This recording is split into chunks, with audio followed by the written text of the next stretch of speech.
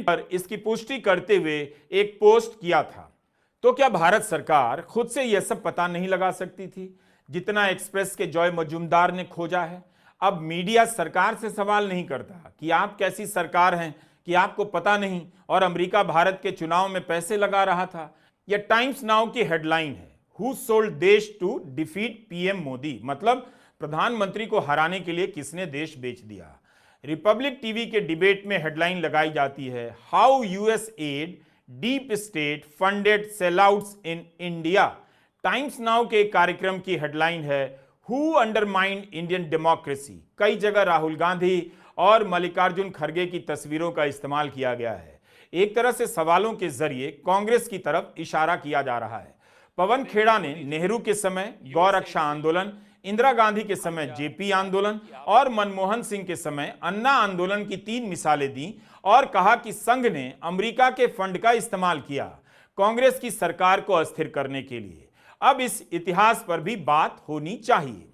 थोड़ा इतिहास की तरफ भी जाएं, क्योंकि संघ का और जनसंघ का और भारतीय जनता पार्टी का और जनता पार्टी का जो इतिहास रहा है स्वतंत्र भारत में, ये क्या बदल सकते हैं? कितनी एनसीईआरटी किताबें बदल लो, ये इतिहास नहीं बदल सकता। फाइलें सबके पास हैं। इंदिरा जी जब प्रधानमंत्री थी, अमेरिका ने जयप्रकाश जी के लिए 74 में जो तारीफ की थी, पूरे आंदोलन की अमेरिका तारीफ करता था। क्यों? अमेरिका क्यों उस आंदोलन की तारीफ करता था, बताइए? संघ के 2 प्रमुख नेता दत्तोपंत ठेंगड़ी और संघ समर्थित सुब्रमण्यम स्वामी अमेरिका में जाके वहां की अखबारों के एडिटर्स से छपवाते थे इंदिरा जी के खिलाफ, वहां जाकर स्टेट डिपार्टमेंट में मीटिंग्स करते थे। क्यों? अमेरिका का क्या मतलब हमारे लोकतंत्र में? अमेरिका बदला लेना चाहता था 1971 में जो इंदिरा जी ने अपमान किया था उनका, जब बांग्लादेश बनाने गए थे। अमेरिका के हाथ में कठपुतली कौन बना वो बदला लेने के लिए? संघ।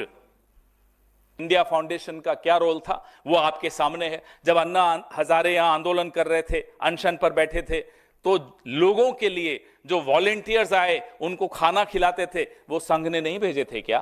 संघ का क्या रोल था?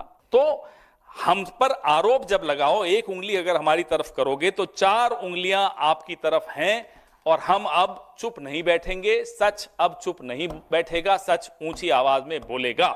सवाल उठ रहा है कि जब भी इस तरह के आंदोलन हुए हैं, केवल बीजेपी को फायदा हुआ है और सत्ता पर आरएसएस की पकड़ मजबूत हुई।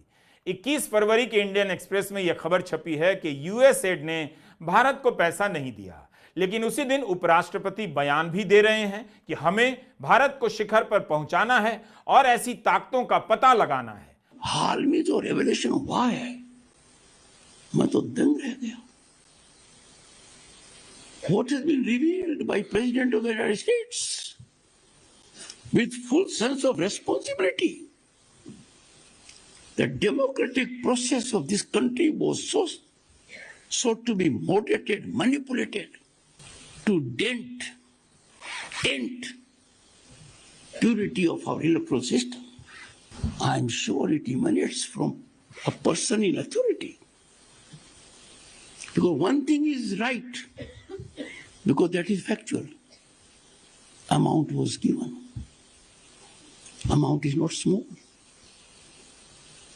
चाणक्य नीति को अपनाना चाहिए, इसकी जड़ में जाना चाहिए, जड़ से नष्ट करना चाहिए, पता लगाना चाहिए वो कौन लोग हैं जिन्होंने इस प्रकार के आक्रमण को स्वीकार किया, हमारे प्रजातांत्रिक मूल्यों के ऊपर इतना बड़ा कुठाराघात किया।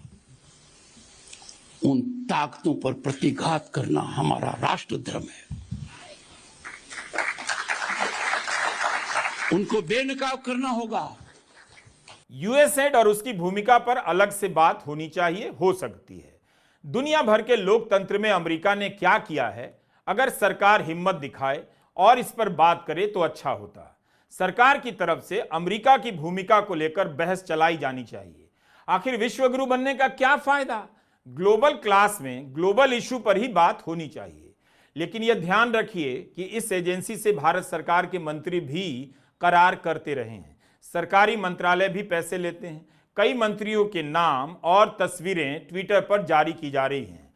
5 जनवरी 2024 को पीयूष गोयल ने ट्वीट कर जानकारी दी कि भारतीय रेलवे कार्बन उत्सर्जन में 2030 तक नेट जीरो हासिल कर सके, उसके लिए भारत सरकार ने यूएसएड के साथ एक करार किया है।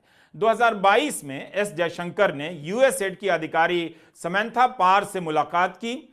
इसकी तस्वीर उनके ट्विटर हैंडल पर मौजूद है। कांग्रेस नेता प्रियंका खड़गे ने ट्वीट किया है कि सरकारी दस्तावेजों के अनुसार स्मृति ईरानी यूएसएड के लिए बतौर गुडविल एम्बेसडर काम कर चुकी हैं। हम यूएसएड या जो भी ये फॉरेन फंडिंग एजेंसीज हैं, हम उनके खिलाफ नहीं है। देश में कानून है, कानून के तहत फंड्स आते हैं, एनजीओज भी लेते हैं, इनके एनजीओज भी लेते हैं, इंडिया फाउंडेशन भी लेती है, विवेकानंद फाउंडेशन भी लेती है, कौन नहीं लेता। लेकिन सिलेक्टिवली आप बोलें कि साहब कांग्रेस की सरकारों ने ले लिया। अरे जब स्मृति ईरानी ब्रांड एम्बेसडर थी यूएसएड की और सिलेंडर लेकर यहां सड़कों पर प्रदर्शन करती थी, तो क्या यूएसएड करवा रहा था वो प्रदर्शन? बताइए। अन्ना हजारे, उनका एक वीडियो मैं भी आपको दिखाता हूं। यहां आंदोलन किया हमारी सरकार, उसके बाद चुनाव हारी, फिर वो अमेरिका में गए, रोड शो किया उन्होंने। फोर्ड फाउंडेशन का पैसा आता था, सबके सामने था, उसमें आरएसएस भी इन्वॉल्व। ट्रंप साहब मौज कर रहे हैं, सरेआम भारत पर टैरिफ को लेकर आरोप लगा रहे हैं। प्रधानमंत्री नरेंद्र मोदी क्या कर रहे हैं? अमेरिका जाने से पहले चुपचाप मोटरसाइकिल हार्ले डेविडसन से आयात शुल्क घटा देते हैं। ट्रंप प्रधानमंत्री मोदी के सामने टैरिफ को लेकर बोलते हैं और प्रधानमंत्री मोदी वहां से लौटकर अमेरिका से आयात होने वाली शराब पर आयात शुल्क घटा देते हैं। अमेरिका की एक सिक्योरिटी एक्सचेंज एजेंसी है SEC, उसने रिश्वत और फ्रॉड के मामले में भारत सरकार की एजेंसी को लिखा है कि अदानी को हमारी शिकायत की कॉपी पहुंचा दें। इस पर कोई हंगामा नहीं है, बीजेपी प्रेस कॉन्फ्रेंस नहीं कर रही है, चुप्पी है। ट्रंप के एक बयान को लेकर भारत में बहस हो रही है। ट्रंप जो भारत के साथ कर रहे हैं और उनके बयान के बाद प्रधानमंत्री मोदी जिस तरह से मजबूर नजर आ रहे हैं, उस पर क्यों नहीं बात हो रही है? नमस्कार, मैं रवीश कुमार।